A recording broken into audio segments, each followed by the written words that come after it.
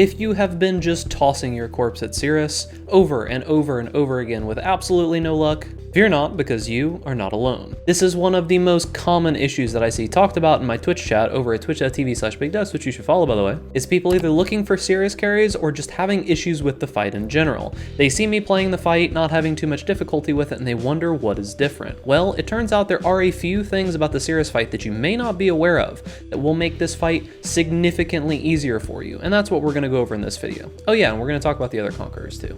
Hey guys, Big Ducks here, and welcome back to the channel. Now remember, if you're enjoying this style of content, make sure that you like this video so that YouTube knows to recommend more of it to you. And also, over 75% of you are still not subscribed to this YouTube channel, so if you want to see specifically more of my content, make sure that you subscribe so that these videos will show right up in your feed. Now without further ado, let's get back to the video. Hey guys, Future Editing Ducks here. I just want to let you know that there are timestamps and chapters down below this video, so if you want to jump to a specific section, make sure that you look down there. I know it's a super long video, so make sure to check those out. Alright boys, so one of the most important things and the first thing that you should really think about when you're trying to specifically go for Sirus is which build you should choose to do it. Now, if there are some of you out there who are only going to play one build per league, then this obviously doesn't apply to you. But if you are thinking about a build that you're going to use for a league, and if it's the only character you're going to play, spend some time and think about a build that can boss and can clear quite well, and you can also league start with it. Now, there are a few things that are more important than anything else when it comes to a build that can boss comfortably. Unsurprisingly to most of you, the very number one most important thing is how much damage the build can actually do. If the build does unethical amounts of damage, such as this build right here, you're probably going to have the easiest time imaginable with the boss because it'll just die in a few seconds and you don't have to worry about it. If you're someone that really struggles with boss fights in general, you may want to choose a build that just does ridiculous amounts of damage just to overcome those obstacles. However, not every single build is going to be able to do unethical amounts of damage, and that's where the next step comes in,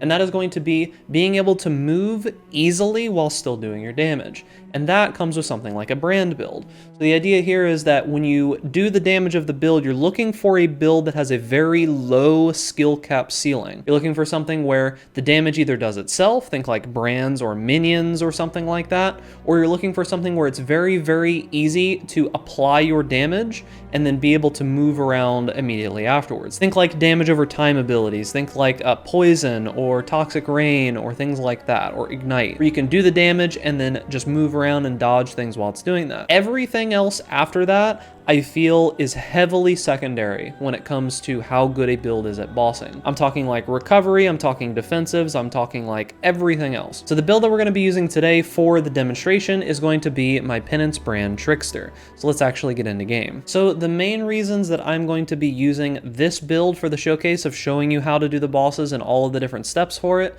is going to be that there's not a lot of visual clutter with this build.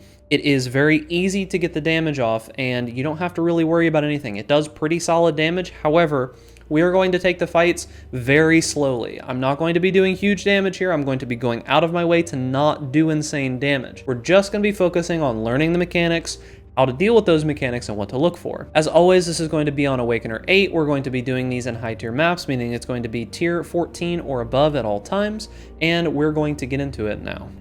So the first of the Conquerors that we're going to be starting with is the Hunter. This guy is a guy that does a bunch of chaos damage, and he also moves quite quickly. However, I personally think that once you understand the fight, Al-Hezmin is by far the easiest of all of the Conquerors, and it doesn't matter what build you're playing. He is extremely easy in comparison to what some of the other Conquerors can do to you. Once you know a few little things about how this fight actually works, even if you don't do any damage whatsoever, the fight is very step-by-step, very methodical, and Al-Hezmin himself is quite useless. He really doesn't do any damage, so let's actually jump to the fight. Alright, so now that we are actually in Al-Hezmin's lair, there are only roughly two things in this fight that really matter. That are the ground effects and the snakes. Those are the only two things that you really need to worry about at any point in this fight. There's a couple other small things, but I'll talk about them as we go. Al-Hezmin himself is almost completely worthless. All of his abilities are extremely slow.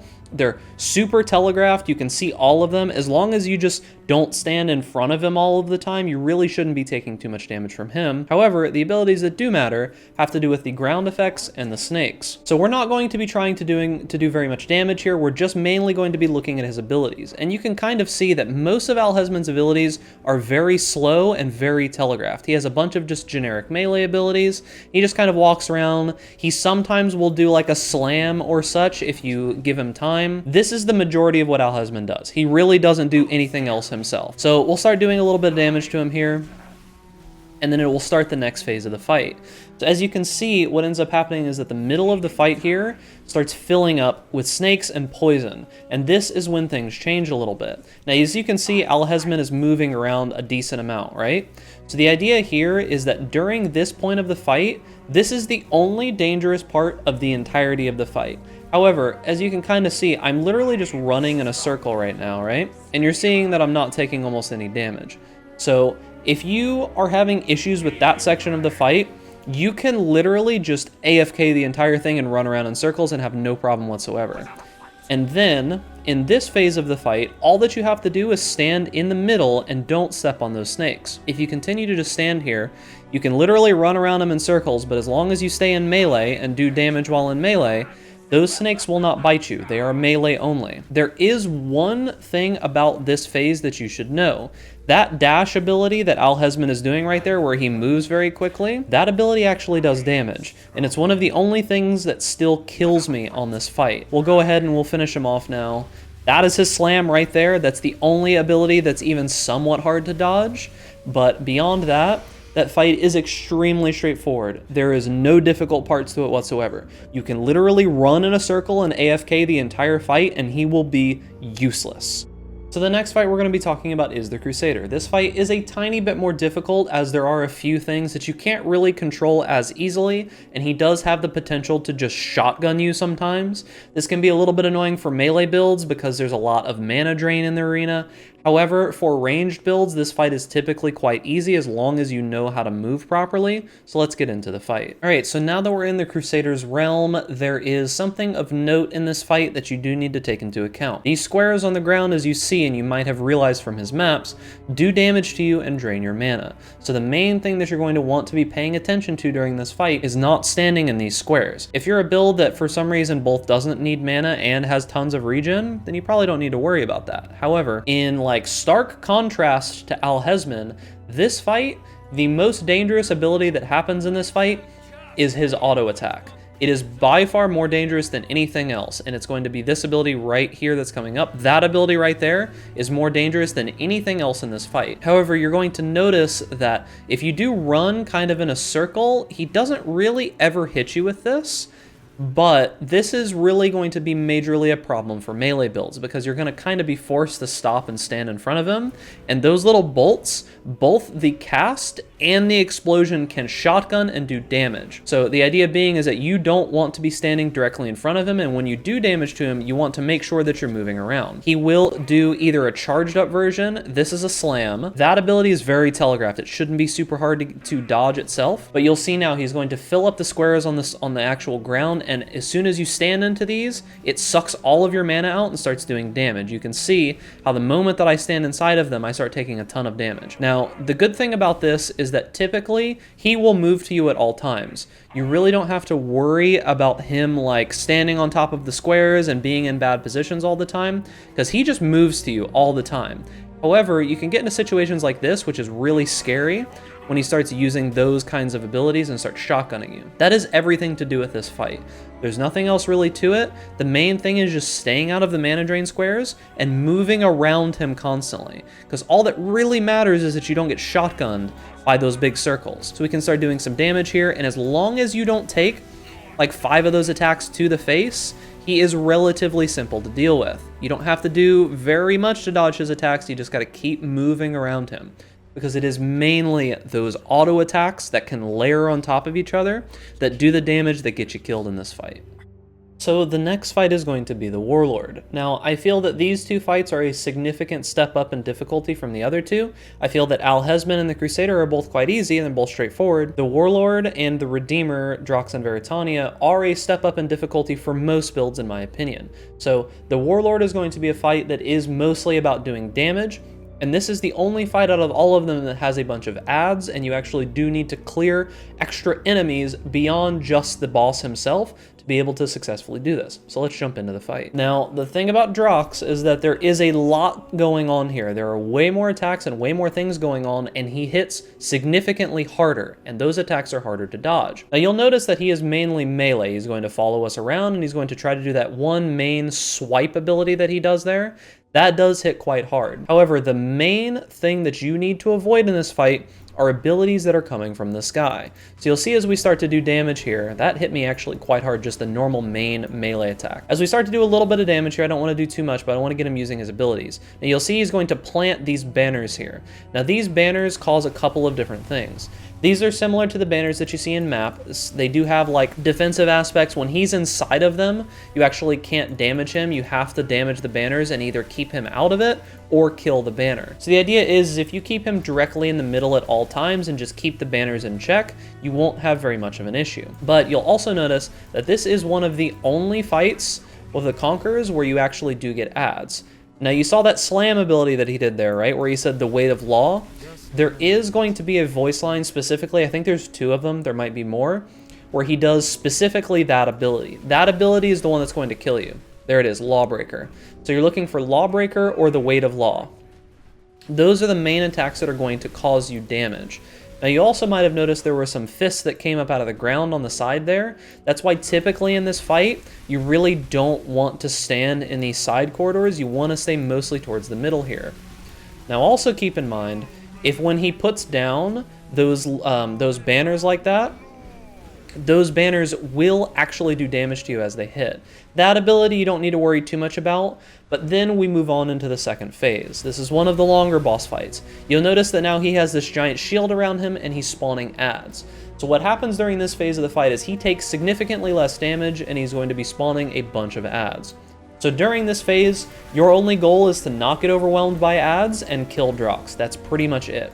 He does take significantly less damage here, but as you can see, he's not doing any other attacks. He's not attacking you himself. He's just turtling up, taking as little damage as he possibly can, and he's summoning a bunch of adds. All right, so in the last phase, he continues doing all of his previous attacks while also still spawning all of these things like this. The same attacks from before are going to be used. Okay, that's his fist. He starts using these more frequently. You'll see he's using a lot of attacks now. This is where this fight gets dangerous, and I suggest that you do make sure that you have cooldowns for this fight, or this portion here, because at this point, he's still spawning adds, he's using all of his big slam abilities, and he's using everything at his disposal to do as much damage as possible. So we're gonna go ahead and pop our cooldowns here, and we're going to finish him off real quick. But you do have to be careful. Very, very easy to just randomly die on that fight because of things coming from the sky like these hands like that. Be it the banners or fists, listen for those audio cues. You saw from before I said, he says Lawbreaker or the Weight of Law. That's the big fist that can come down and one-shot you. That's all you really need to pay attention to there. This one is a little bit more complicated than the previous twos you might have seen, but knowing all of that, you should have a little bit of an easier time. And finally, we're going to be getting to Veritania The Redeemer. Now, I personally feel that this is one of the harder of the fights. It's debatable depending on the build that you're playing whether or not this is harder than Drox. If you're specifically playing a melee build, this fight is very unforgiving. If you're playing a ranged build, it's probably about equal difficulty with Drox, but for melee players, this is significantly harder because the fight itself is very melee unfriendly. The main thing that this fight is annoying for is the fact that Veritania makes it very difficult to DPS her if you need to be close to her.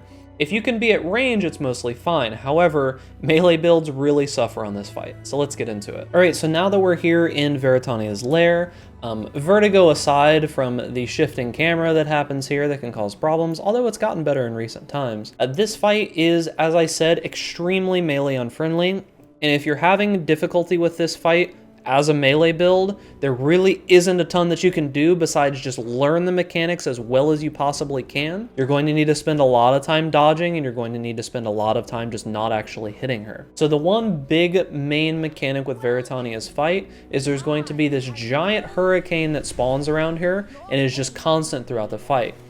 The further that you get into the fight, the smaller that this hurricane becomes and the less room that you have in the zone. Now you'll notice here that her auto attack does have quite a few projectiles to it. Now, Veritania is a very, very unforgiving auto attacker. She's very similar to Baran in that sense, and that sometimes she can shotgun you. There's a chance I'll just be running around like this, and I might just get one shot, legitimately. There is a chance that that will happen, even knowing the fight extremely well while I'm doing this. Now, being close to her doesn't actually protect you from it, because she starts doing them closer to her sometimes as well. If we do a little bit of damage to Veritania, she'll start doing some of her other abilities. Okay, so this is one of the first abilities that is very difficult for melee. If you stand in there, all of those little cyclones will be able to overlap damage for you. So the idea is that every single time you see her start to do that spin up ability, you need to move out. Now you can use a movement skill to get through those if you like. Here you can jump over them like that and it's relatively safe. But let's talk about actually DPSing Veritania and the problem with this hurricane out here. If I step out into the hurricane, you notice that my health slowly starts to deteriorate. It doesn't do it immediately, but while you're in that hurricane, you'll notice it starts to go faster and faster and faster. You can spend a little bit of time in that hurricane, but not a lot. So we are going to try to get her to use her one other dangerous ability here, and this is it right here. So the idea is that this ability is significantly more dangerous the closer you are to her. When you stay at range with that ability, it really is quite easy to get away from, as it takes a lot more time. Now this ability that she did right here is honestly not that dangerous, but these spikes are an instant freeze. You just need to make sure that when she starts doing a flip like that, you don't stand in front of her. But that's pretty much it to the fight. As long as you know that you need to stay away from the ability where she starts shotgunning you, and you don't get hit by any of those other abilities that can freeze you, this fight is relatively straightforward. However, you can kind of see that as a melee player, this fight is not so kind, especially because of like this ability trying to make it so that you have to stay away. The fact that she can just sit there in the hurricane sometimes. She can just go AFK and leave like that, and you can't really do damage to her. There's a bunch of things, and you can see the hurricane is now getting smaller now that we're doing more damage. So this fight is just insanely unfriendly to melee. You can just randomly get one-tapped if something does happen to overlap on top of you. There's just so many problems with this fight and so many little issues. I think that this is by far the hardest, especially for melee. So you've made it through all of the Conquerors, and you're once again faced with this glowy red orb in the middle of your atlas, letting you know that it is time to die. This is the part that I'm sure most of you are here for. However, this fight, while it is difficult if you don't know what you're doing, I think is actually a very, very straightforward fight once you learn it. Right outside this door is where the Sirus fight actually begins. It doesn't begin as soon as you get to him. This fight actually begins the moment that you step into his arena.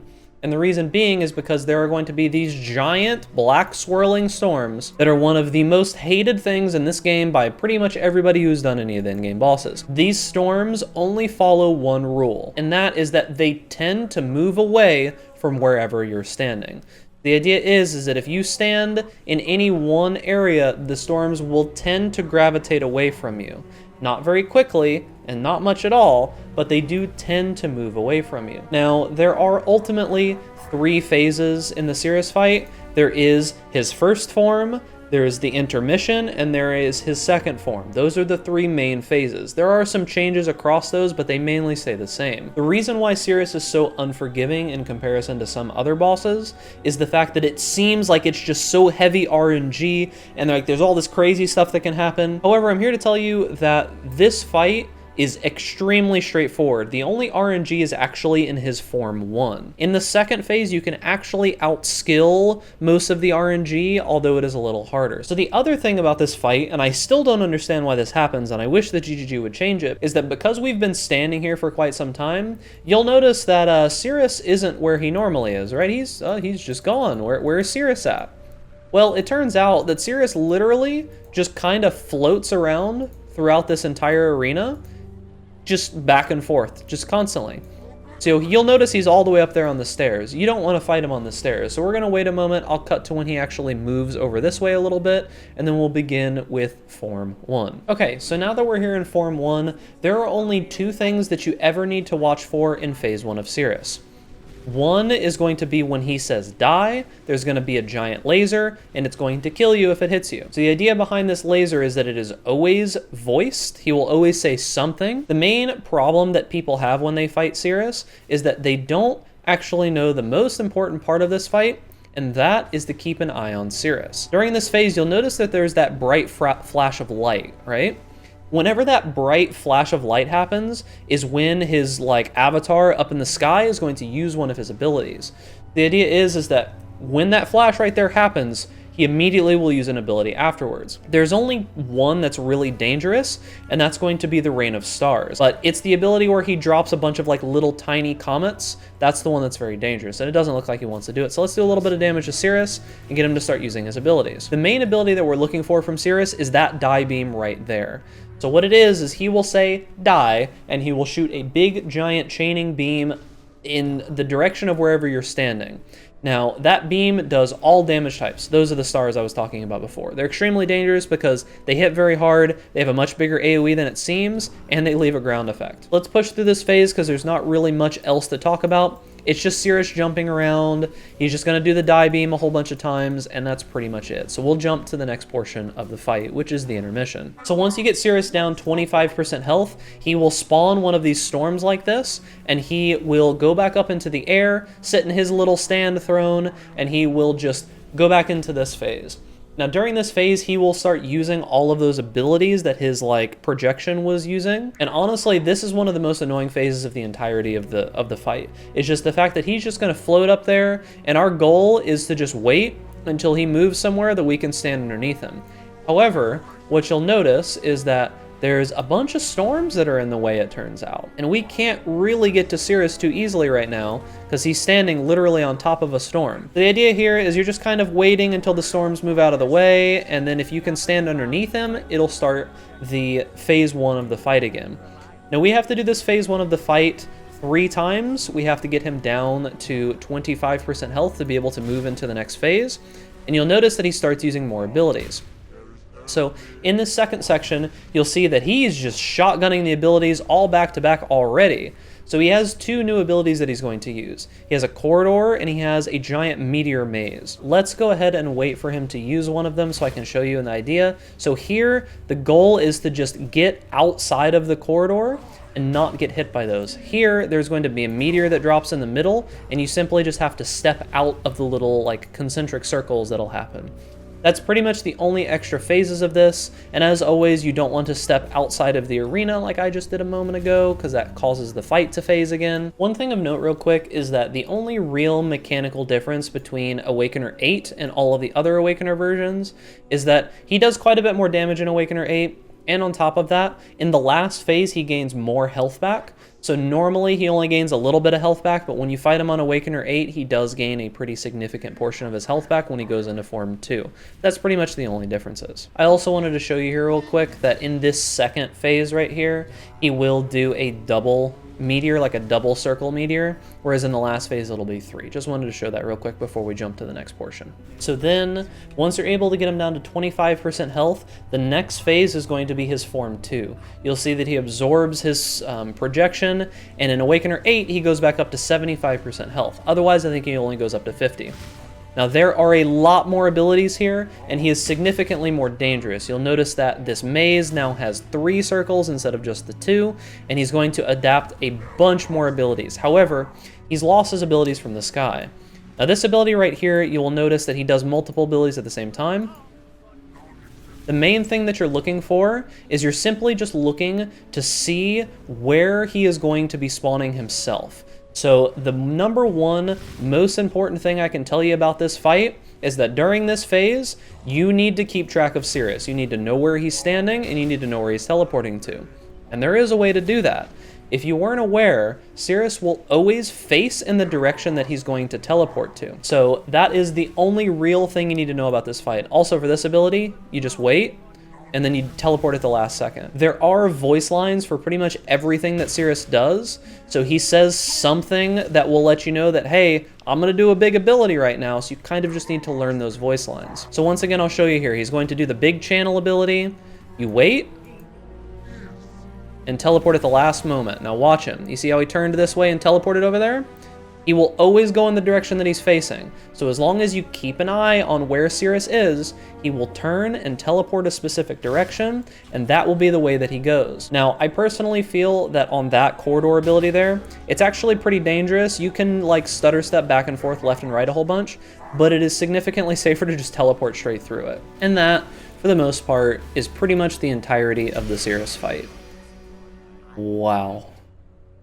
So he just dropped me an eye level 86 Crusader Astral Plate, an Awakener's Orb, a Watch Zone, and the gloves. Eye level 86 Crusader Astral Plate, that's the base for Explodey Chest, an Awakener's Orb, and the gloves. I guess that's my payment for teaching you guys how to do this fight. So that's pretty much going to be it. There's not much else to the fight. I went over all the different steps there.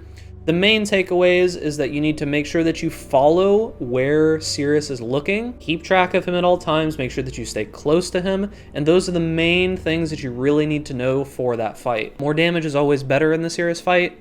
That is going to be the main thing that makes it easier, is that if you can kill him quicker, you don't have to do the fight for as long. Most of his ability is going to kill you anyway, so you might as well just try to do damage. And that is going to be the end of the video. Now remember, if you need any other specific help with any of my videos or any of my guides, make sure that you join my Discord. The link is down in the description. It is the best way to get help with anything one-on-one, or if you just want, you know, a nice community that you can hang out with and talk about things related to PoE. I'd be very happy if you join and come hang out with your boys. Now beyond that, this is an updated guide about the Conquerors and Sirus. I'm probably going to make a few more guides on different bosses so that you can know how to fight them. I know a lot of people have issues with a ton of these bosses, so make sure that you look out for those, and they'll probably be coming in the future. Remember boys, if you enjoy this content, make sure that you like this video, subscribe to the YouTube channel for more content similar to this, and stay safe out there in raid class. And I'll see you guys in the next video.